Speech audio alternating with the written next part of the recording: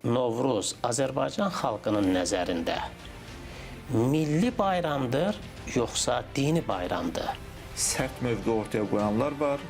Daha mülayim bayram ənənəsini dini bir kimlik kimi qəbul etməyən bir yanaşma var. Tamamilə diniləşdirən bir yanaşma da var. Bəzi dindar dairələrdə Novruz bayramına yad münasibət mövcuddur.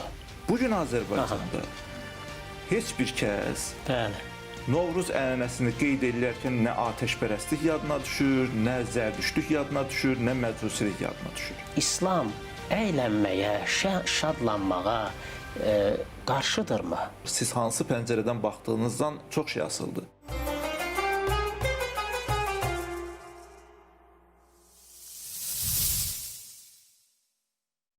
Salam, hörmətli tamaşaçılar. İman verilişinin növbəti buraxılışı ilə görüşünüzə gəlmişik.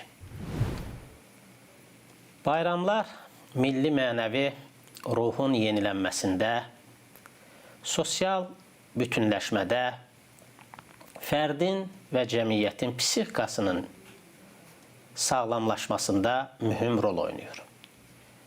Elə oldu ki, bu dəfə həm Ramazan bayramı, həm də Novruz bayramı bir-birinə qonaq gəlmişdir. Yəni, biz xalq olaraq hər iki bayramı eyni tarixdə qeyd edəcəyik. Əlbəttə ki, bu xoş təsadüfdür. Bəlkə də bir xalq olaraq bu xoş təsadüfün bizə demək istədiyi hansısa mesajlar vardır. Belə bir mövzunu müzakirə eləmək üçün verilişə Azərbaycan İlahiyyat İnstitutunun dekan müavini, İlahiyyat üzrə fəlsəfə doktoru, dosent Kövsər Tağıyevi dəvət etmişik. Kövsər müəllim, xoş gəlmişsiniz. Xoş gördük, Evsal müəllim.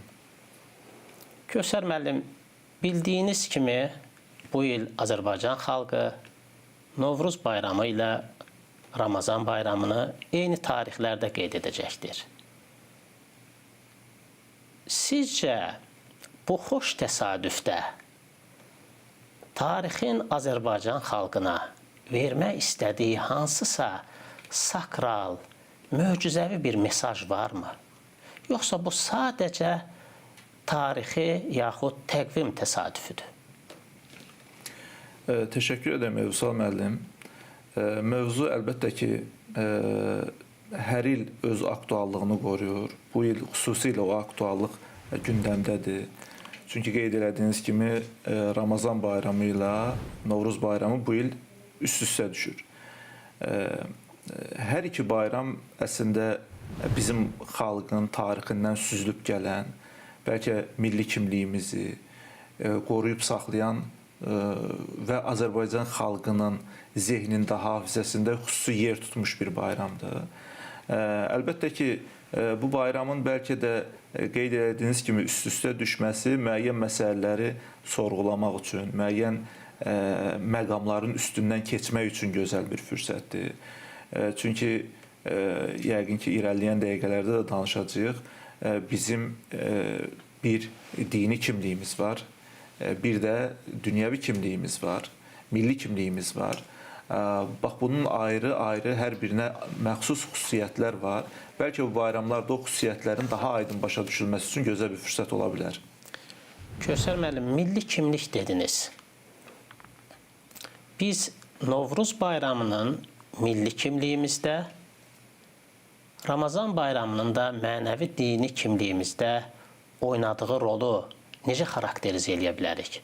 Ümumiyyətlə, Azərbaycan xalqı milli və mənəvi kimlik kimi mühüm məsələni özündə hər iki bayramın vəhdəti ilə təmin edə bilərmi? Yoxsa biz bu iki bayrama ayrı-ayrı prizmalardan baxmalıyıq? Elçin müəllim, əlbəttə ki, bayramların cəmiyyətlərin həyatında, ictimai həyatında çox mühüm rolu var. Dini və ya dini olmayan bayramlar fərq eləməz. Bütün bayramlar bu baxımdan belədir. Birinci cəhəti əlbəttə ki, cəmiyyəti bir baxıma konsolidə eləmək, bir arada tutmaq, onların fərdlər arasında əlaqələrin güclənməsini sağlamaq. Digər tərəfdən o kimliyi, aidiyyət duyğusunu təmin eləmək. Çünki cəmiyyətdə insanlar bir cəmiyyətin parçası olduğuna hiss eləməlidir, ona aid olduğunu hiss eləməlidir. Bayramlardır, matəmlərdir, cəmiyyət həyatındakı bütün mühüm tarixi hadisələr bu aidiyyət duyğusunu möhkəmləndirir. Təsadüfi deyil ki, bizim keçdiyimiz Sovet dövründə 70 il boyunca cəmiyyətdən dini bayramları, dini ənənələrə söykənən bayramlar aradan qaldırılsa da Novruz ənənəsini xalqımız yaşadıbdır. Bəli. Novruz ənənəsi sayəsindədir ki, o milli kimlikdən qopmadan, milli ənənəni davam etdirərək öz müstəqil kimliyini, milli kimliyini formalaşdıra bilir. Əlbəttə ki, bu uzun bir tarixi prosesdir, çətin dönəmlərdən keçib, amma nəticə itibarilə bir millətin öz milli dəyərlərini qoruyub saxlamaq baxımından, bir arada onları tutmaq baxımından çox mühüm funksiya icra edilibdir. Dini bayramların da əlbəttə ki, belə bir funksiyası var. Dini bayramlar da öz içərisində o kimliyi, dini aidiyyəti, dini mənsubiyyəti qorumaq üçün əhəmiyyətlidir.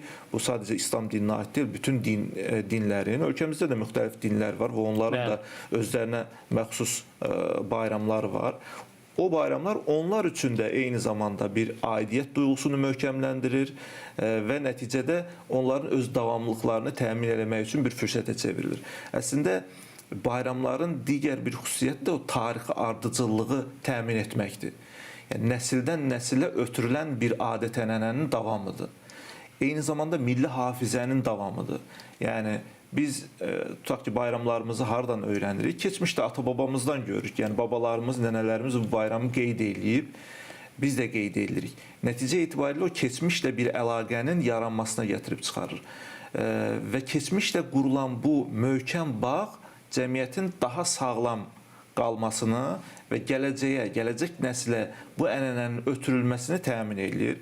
Bu baxımdan hər iki həm dini bayramlar, həm belə deyək, dini olmayan bayramlar, milli bayramlar, bax, milli kimliyin qorunması, keçmişlə körpünün yaradılması və cəmiyyətin o dəyərlərinin gələcəyə daşınması baxımından çox əhəmiyyətlidir. Siz çox mühüm məsələyə toxundunuz. Sovet dövründə Sovet ideologiya maşını bizi milli, dini kimliyimizdən uzaqlaşdırmaq üçün böyük işlər görmüşdür. Lakin buna baxmayaraq xalq öz milli kimliyini qorumaq üçün xüsusən də Novruz ənənəsini davam etdirmişdir. Novruz bu baxımdan kimliyin qoruyucusu kimi çıxış edirdi. Kövsər müəllim, müstəqillik illərindən sonra Azərbaycanda dinə qayıdış başlandı. Bununla paralel olaraq biz müşahidə etdik ki, bəzi dindar dairələrdə Novruz bayramına yad münasibət mövcuddur. Bu, həm də milli kimliyə yad münasibət mənasına gəlir. Biz bilirik ki, İslam dini milli identikliyi, milli adət-ənənələri inkar etmir. İslam insanın milli kimliyinin üstündən xətt çəkmir. Bəs nə baş verdi ki, bəzi dindar dairələrdə Novruz bayramına belə soyuq münasibət özünü göstərdi və Novruz bayramını ixtisara salan dini nöqteyi nəzər formalaşdı?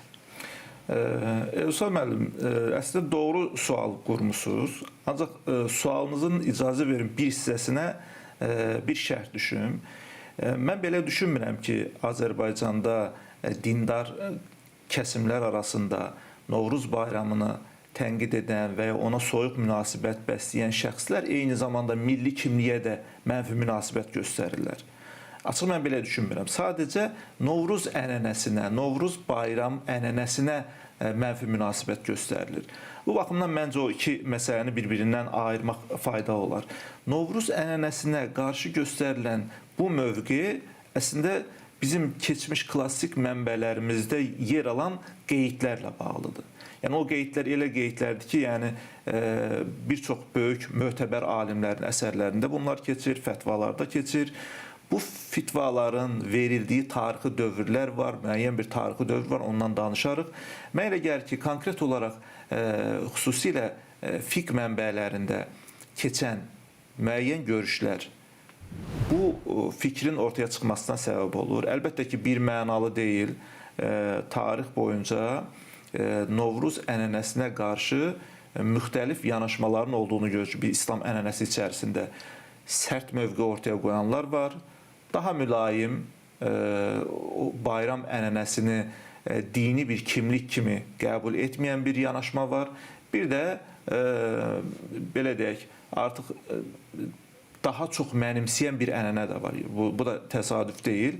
Yəni tamamilə diniləşdirən bir yanaşma da var. Onların üçündən danışarıq. Siz orta əsrlərdə Novruza münasibətin bu üç formasından danışırsınız, bəli. yoxsa Tarixdən günümüzə bəri bu üç forma davam edir.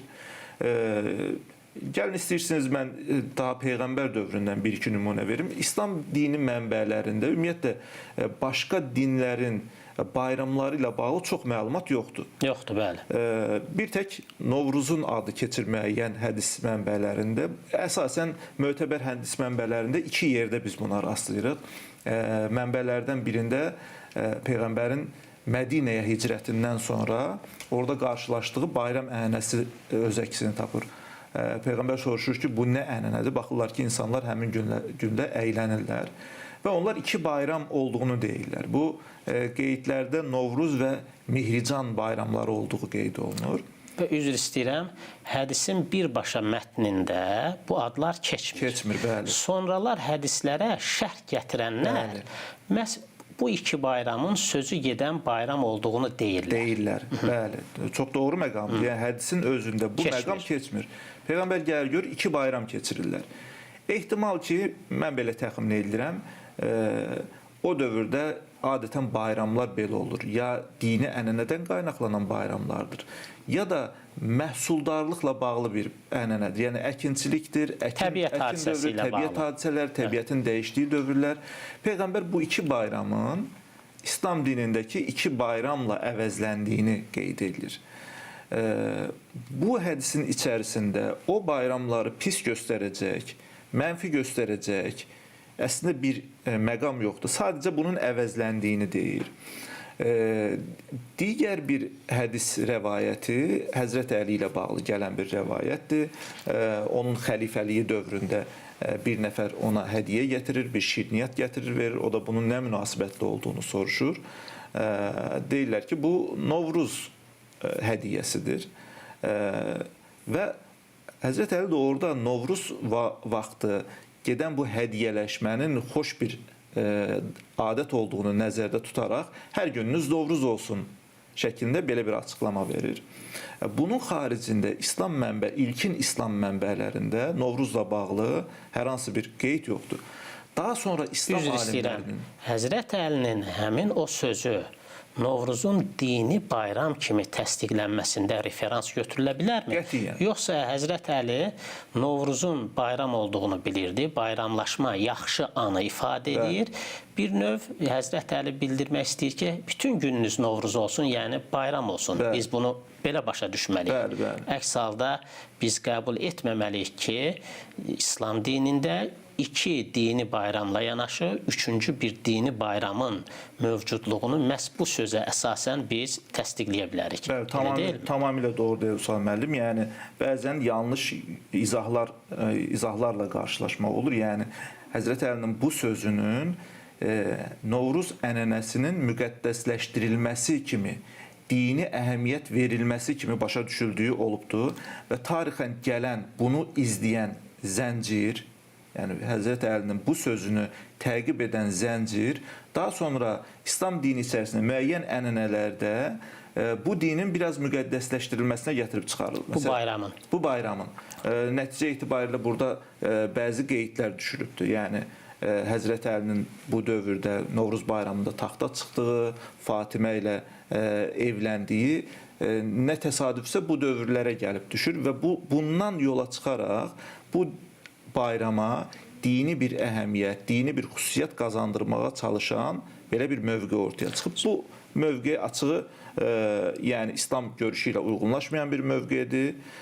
Amma müəyyən ənənələr içərisində bu öz əksini tapır. Kövsər müəllim, bugün Novruz Azərbaycan xalqının nəzərində milli bayramdır, yoxsa dini bayramdır? Xahiş edirəm bu suala cavab verərdiniz. Həqiqətən bu da məsələyə mövqeyini ortaya qoymaq baxımından çox vacibdir. Çünki klassik dövrdə İslam alimlərinin Novruz ənənəsinə qarşı mövqeyini, qeydlərini nəzərdən keçirəndə görürük ki, bayramın məhz özü ilə bağlı hər hansı bir fikir bildirilmir. Bayramın aidiyyəti ilə bağlı fikir bildirilir.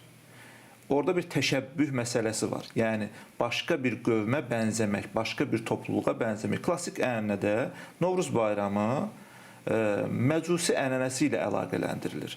Orta əsrlərdə İslam alimlərinin nəzərində bu belədir. O bayramdan insanları uzaqlaşdırmağa çalışmalarının səbəbi də assimilyasiyanın qarşısını almaqdır. Yəni, bugün sizin sözünüzə qüvvət Azərbaycan xalqı Novruz bayramını hansısa dini ənənəni yaşatmaq məqsədi ilə deyil, əksinə təbiət hadisəsini tərənnüm məqsədi ilə keçirir və belə də qəbul olunubdur. Əlbəttə, mən məhz onu deyəcəkdim, Əlbəttə müəllim. Yəni, bəzən bugün müsəlmanlar keçmişdəki alimlərin verdiyi fətvalara uyğun olaraq bir mövqe tuturlar. Halbuki o fətvanın verildiyi dövrdə şərtlər başqa idi. O fətvanın verildiyi dövrdə yəni Novruz bayramı məcusi ənənəsinin bir davamı kimi görülürdü. Məcusiliklə assosiasiya olunmuşdu. İran ərazisində zərdüştlərin İslam xilafətinin də icazəsi ilə ayrı-ayrı icmalarda keçirdikləri bir bayram idi. Tamamilə doğrudur. O baxımdan onlarla əlaqəli idi. Yəni, Novruzu qeyd eləmək bir baxıma zərdüştlüyü davam etdirmək idi. Zərdüştlük ənənəsini davam etdirmək idi. Bugün Azərbaycanda heç bir kəs Novruz ənənəsini qeyd edilərkən nə atəşpərəstlik yadına düşür, nə zərdüştlük yadına düşür, nə məcusilik yadına düşür. Yəni, heç kim bu ənənəni bu mənada istifadə etmir. Zaten tarixə baxanda Novruz ənənəsinin atəşpərəstliklə ortaya çıxdığı da dəqiq deyil. Atəşpərəstlikdən əvvəl də bu ənənə olubdur. Təsadüfi deyil ki, yəni mövsümün dəyişdiyi dövrə rast gəlir həmin bayram. Yəni bir dini bayram təsadüfi bir günə də rast gələ bilərdi. Amma burada bir astronomik bir hesab var. Bu hesaba görə təbiətin oyanışından bəhs olunur.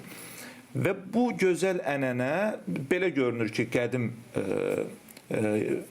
İran ənənəsində, İran xalqlarının ənənəsində diqqət çəkibdir və onu qəbul ediblər və müxtəlif vasitələrlə onu öz mədəniyyətlərinin içərisinə yerləşdirməyə çalışıblar. Təsadüfi deyil ki, məsələn, əfsanəvi İran şahı Cəmşidin taxta çıxmağını bugündən əlaqələndirirlər. Yenə tarixi hadisələri bugündən əlaqələndirərək orada da ona bir mədəni cəhətdən əhəmiyyət qazandırmağa çalışırlar. Halbuki bu ənənə dünyanın bir çox yerində, məsələn, Orta Asiya xalqlarında, Mesopotamiyada bəzi xalqlarda, Anadoluda, Misirin özündə bir təbiət bayramı olaraq, təbiətin oyandığı bayram olaraq, baharın gəlişi, təbiətin yenidən canlanmasını tərənnüm edən bir bayram olaraq tətbiq olunur və bugün də belədir. Nəticə itibarilə bugün əgər insanlar bu bayramdan dini bir məna əks eləmirlərsə, dini bir bayram kimi qeyd eləmirlərsə, bunun İslamla hər hansı bir ziddiyyət təşkil etdiyini qeyd etmək olmaz. Əlbəttə ki, heç kimi məcbur etmək olmaz ki, siz bayramı qeyd edin və ya qeyd etməyin. Amma bunu belə təqdim eləmək ki, Novruz ənənəsini qeyd edən İslam dininin əmrlərinə, buyruqlarına zid hərəkət etmiş olur, İslami kimliyə müxalif davranmış olur. Bunu iddia etmək də ifrat bir yanaşmadır. Göstər müəllim, tamamilə doğru qeyd edirsiniz. Məhz bayram anlayışına düzgün münasibət bəsləmədikdə ya o bayram inkar olunur, ya da o bayrama münasibətdə ifratçılıq meydana çıxır. Təəssüf ki, bugün Azərbaycanda Novruza sırf dini prizmadan yanaşan inkarçı nöqteyi nəzər, görürsən ki, ailə daxilində anası şəkər bura bişirdikdə, nəinki onu yemir, hətta görürsən ki, anası ilə münasibətləri sərtləşdirir. Əlbəttə ki, bu doğru yanaşma deyildir.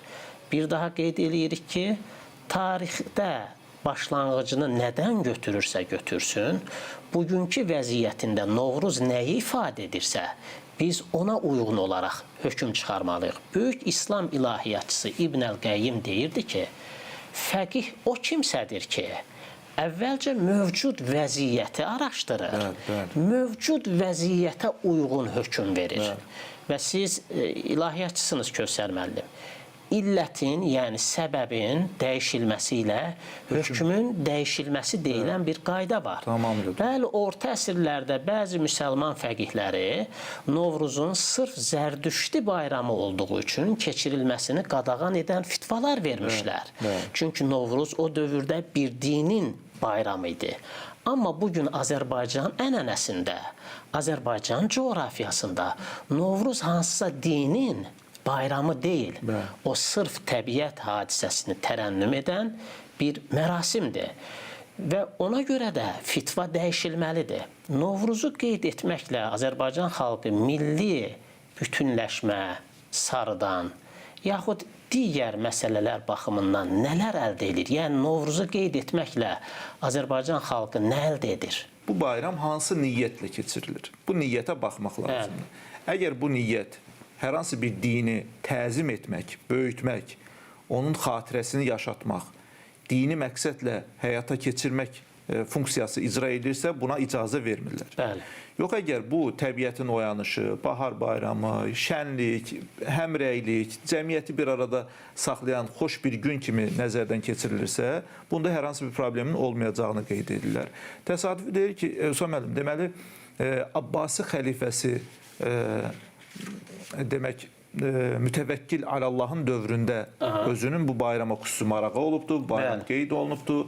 Səlcuqlular dövründə, Səlcuqlu imperiyası dövründə bu bayram qeyd olunub. Təsadüfü deyil ki, eyni zamanda Səlcuqlular türk mənşəli olduqlarına görə və bu bayram onların ənənəsində, Orta Asiya xalqlarının ənənəsində baharın gəlişi bayram olduğuna görə bu ənənəni qəbul edib yaşadıblar. Osmanlı dövründə Anadoluda bu ənənə yaşadılıbdır. Hətta Novruziyyə deyilən ədəbiyyatda bir janr ortaya çıxıbdır. Hər il Novruz bayramı yaxınlaşanda böyük şairlər Novruzu tərənnüm edən qəsidələr yazaraq sultana ithaf eləyərdilər və sultandan həmin qəzəllə, qəsidə ilə əlaqəli ənam alardılar və o qədər böyük ənam olardı ki, bir illik onların dolanışığını təmin edirlərdi. Nafi, Baqi kimi, Nədim kimi böyük şairlərdən söhbət gedir. Eyni zamanda bu Tatarların ənənəsində, Uyğurların ənənəsində öz əksini tapıb. Belə görünür ki, bu bayram bütün Orta Asiya, Yaxın Şərq, Mesopotamiya xalqlarının ənənəsində baharın gəlişi, təbiətin canlanması kimi bir funksiya icra edir. Ayrı-ayrı xalqlar bu bayrama, bu tarixi hadisəyə müxtəlif rənglər qatıblar. Qədim atəşpərəstlər buna fərqli bir rəng qatıblar.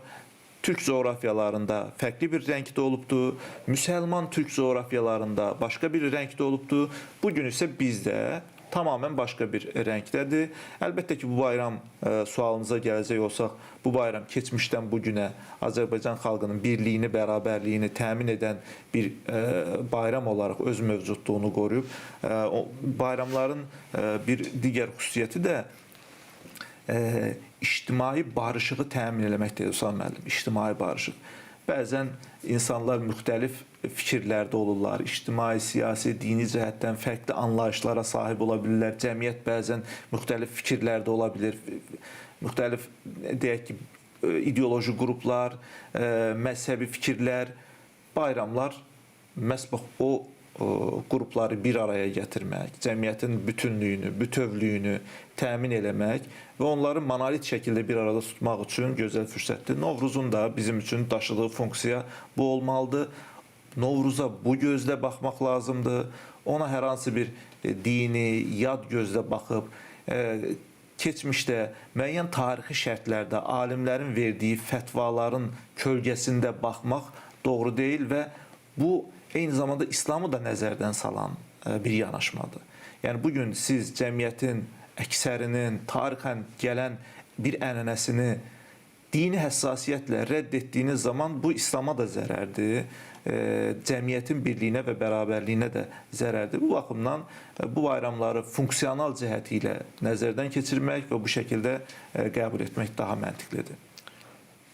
Təşəkkür edirəm Kövsər müəllim dolğun cavaba görə.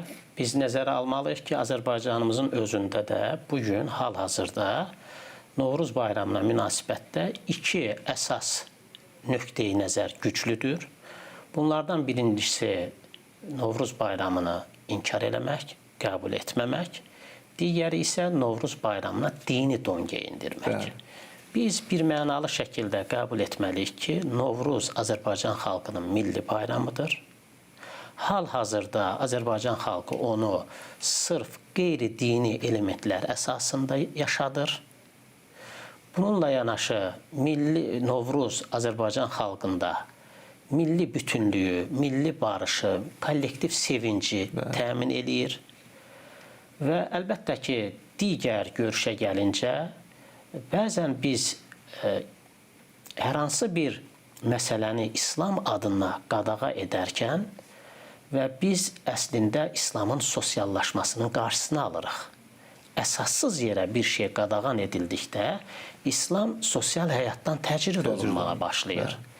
Bu mənada sualım belə olacaqdır. İslam qeyri-dini bayramlara hansı şərtlər əsasında icazə verir? Yaxud İslam əylənməyə, şadlanmağa qarşıdırmı?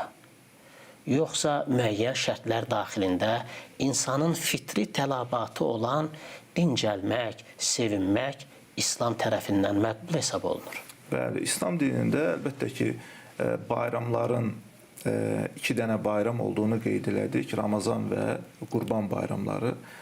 Bu bayramlar, Elsan müəllim, dini bir mövsümün başa çatması ilə əlaqədirdir. İkisi də belədir.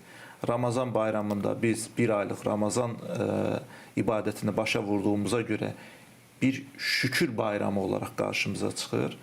Qurban bayramı da yenə eyni dərəcədə həcc mövsümünün sonunda Həzrəti İbrahimin sədaqətini yad etmək baxımından bir bayram keçiririk. Bu da dini əhəmiyyətlidir. Bu da bir şükrün ifadəsidir. Amma dini olmaqla yanaşı içərisində əlbəttə ki, müəyyən bayrama xas xüsusiyyətlər olmalıdır. Əks təqdirdə bu bayram olmaz. Bəli. Bayram ola bilməsi üçün burada bayramın ictimai formada keçirilməsi şərtdir.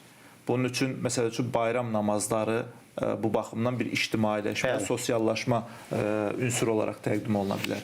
Bayramlarda təqdim olunan digər məsələ silə-i rəhim mövzusudur. Bəli. Ən çox vurğulanan məsələ. Qohumları ziyarət edin, yaxınlara gedin, gəlin, əl tutun, çoxdan da görüşmədiyiniz insanlarla görüşün. Bu mənada sosiallaşın. İslam dinində əyləncə əlbəttə müəyyən bir çərçivədə məqbul hesab olunur. Bu çərçivə nədir? Sizi yanlış davranışlara, yanlış əməllərə aparmayacaq, İslamın ümumi qaydaları ilə ziddiyyət təşkil etməyəcək şəkildə əyləncəyə əlbəttə ki, icazə verilir. Bayramları həqiqi mənada bayram ab-ı havasında keçirmək təşviq olunur. Yəni bayram günü insanların qaraqabaq olması və ya bayramın o xoş əhval-ruhiyyəsinə kölgə salacaq davranışlardan uzaq olması tərənnüm olunur, təbliğ olunur. Dolayısıyla bayramın bir bayram ab-ı havasında yaşamaq qeyd olunur. Ümumiyyətlə İslam dininin, Elsa müəllim, ən başlıca prinsiplərindən biri budur. Getdiyi ölkələrdə, eyni zamanda nazil olduğu cəmiyyətdə əgər bir adət-ənənə prinsip olaraq İslam dininin gətirdiyi prinsiplərlə zidd deyilsə, onu olduğu kimi qoruyub saxlayır. Əgər kökdən ziddirsə, aradan qaldırır. Kökdən zidd deyil, içərisindəki ünsürlər baxımından ziddiyyət təşkil edirsə, o ünsürlərin düzəldilməsinə çalışır. Məsələn, bu mənada deyə bilərik ki, əgər hər hansı getdiyi bir yerdə bir adətlə qarşılaşıbsa, o adətin xoş olan tərəflərini alacaq, xoş olmayan tərəflərini düzəltməyə çalışacaq. Bu bayramın da əslində, Novruz bayramının da bu baxımdan bəzən tənqid edilir, amma işin digər tərəfinə də baxmaq olar. Siz hansı pəncərədən baxdığınızdan çox şey asılıdır. Novruz bayramı əslində biraz irfan nəzəri ilə baxdığınız zaman sizə Allahın işarələrini xatırladan bir bayram olaraq qarşınıza çıxa bilər. Təbiətin oyanışı insanın ölümdən sonra dirilişinə bir gözəl bir nümunədir. Eyni zamanda yardımlaşma, ictimai həmrəylik, bunlar bu bayramın gözəl tərəfləridir. İslam dininin əlbəttə ki, bu gözəlliklərlə bağlı hər hansı bir iradı ola bilməz. İşin içərisinə irad daxil edə biləcəyimiz bəzi məsələlər var ki, orada da mövzunun, yenə deyirəm, niyyətinə baxmaq lazımdır. İslam ənənəsi ilə, İslamın gətirdiyi qayda qanunlarla uyğunlaşmadığı zaman, əgər ziddiyyət təşkil etmirsə, İslam əlbəttə ki, bu bayramları, bu ənənələri rədd etmir. Sadəcə bayramdan söhbət getmir, digər ənənələrdə də bu şəkildədir. Deməli, Kövsər müəllim, haram, israf, qəflət, ehtiva etmədikcə, insanı Allahdan uzaqlaşdırmadıqca, İslam qeyri-dini bayramlara, əyləncə formalarına açıqdır. Elə Peyğəmbərin dövründə də biz Peyğəmbərimizin bu cür əyləncələrə açıq olduğunu görmüşdük. Məsələn, o özünün məscidində Həbəşlərə öz rəqslərini etməyə icazə vermişdi. Bununla da kifayətlənməmiş, onları özü həvəsləndirmiş ki, ey Ərfidə oğulları, haydı, oynayın və üstəlik Həzrət Ayşəyə, xanımı Həzrət Ayşəyə də icazə vermişdi ki, onunla birlikdə o Həbəşlərin rəqslərinə tamaşa etsin. Bununla yanaşı belə bir rəvayət mövcuddur. Bu rəvayət göstərir ki, İslam dini əylənməyə, şadlanmağa, təbii ki, haram, qeyri-haram çərçivəsində icazə verir. Ümumiyyətlə, İslam dini fitrət dinidir. İslam insanın təbii ehtiyacı olan şənlənməyi, sevinməyi inkar eləyə bilməz. Çünki İslamın özü fitrət dinidir. İslam dini buralara geniş coğrafiyada yayıldıqda milli kimliyə toxunmur. Yəni, bəziləri elə başa düşür ki, dini kimlik milli kimliyə qarşı qoyulur. Elə deyil. Yəni, İslam dini gəldiyində bu coğrafiyalara dili qoruyub saxladı. Xalqların geyim tərzlərini qoruyub saxladı. Mətbəxlərinə toxunmadı, folklorlarına toxunmadı. Sonra adətlərinin böyük hissəsi İslamın razılığını aldı. Bu o deməkdir ki, bəzilərinin iddia elədiyi kimi İslamda milli kimliklə dini kimlik qarşı-qarşıya qoyulmur. Əksinə bunlar bir-birini tamamlayır. Bir xalqda o vaxt bütünləşib, bitkinləşir ki, onda milli kimliklə dini kimlik iç-içə olsun. Bir-biri ilə ziddiyyət təşkil eləməsin. Kövsər müəllim. Sözünüzə qüvvət, həqiqətən çox vacib bir nöqtəyə gəldiniz. Bu qeydi də düşmək istəyirəm. Bəzən İslam dinini yaşamağı ərəbləşmək kimi başa düşür bəzi insanlar. Yəni, onların ərəblərə, ərəb zehniyyətinə, ərəb mədəniyyətinə nə qədər çox özünü oxşadarsa, o qədər dindar olduğu hissinə qapılır. Ki, yanlışdır bu da. Ki, bu da yanlışdır. Əlbəttə ki, bu eyni zamanda İslamın məhəlli bir xüsusiyyətə həbs eləməkdir. İslam universal bir dindir. İslam ümumbəşəri bir dindir. İslamın gətirdiyi dəyərlər ümumbəşəridir. O ümumbəşərilik çərçivəsində bu dini anlamaq və ona uyğun olaraq yaşamaq lazımdır. Əks təqdirdə çox bayağı adətlər ortaya çıxır. Yəni, baxırsınız ki, İslamın, Həzrət Peyğəmbərin bir tapşırığına uyğun gəlmək üçün elə bir hərəkət ortaya qoyur ki, elə bir adət icad edir ki, bu çox gülməli vəziyyət yaradır. Halbuki İslam dininin prinsipləri önəmlidir, inanc əsasları önəmlidir, onun təbliğ elədiyi o ümumbəşəri dəyərlər önəmlidir, insani dəyərlər önəmlidir. Sizin necə, belə deyək, məişət formasında ərəblərə bənzəmək, ərəb kimi yaşamaq məcburiyyəti yoxdur. Bu, bir dindarlıq göstəricisi də deyil. Əks təqdirdə belə olsaydı, Vüsal müəllim, bu cür bir yanaşma olsaydı, İslam dini getdiyi bütün coğrafiyaları ərəbləşdirərdi. Tarixən belə bir yanaşma olmuyubdur. Kövsər müəllim, sizə təşəkkürümüzü bildiririk. Mən təşəkkür ederim. Gəldiniz, aktual mövzularda fikirlərinizi bildirdiniz, suallarımızı cavabladınız. Təşəkkür edirik. Mən olun. təşəkkür edirəm, verilişinizə də uğurlar arzulayıram. Təşəkkür edirik. Əziz tamaşaçılar, Novruz milli kimliyimizin, Ramazan da dini kimliyimizin ifadəsidir. Hər iki kimliyimizi vəhdətdə götürməliyik. Belə olduqda özümüzü təsdiqləyəcəyik, özümüzə qayıdacağıq, özümüzdə bütünləşəcəyik. Allaha əmanət olun.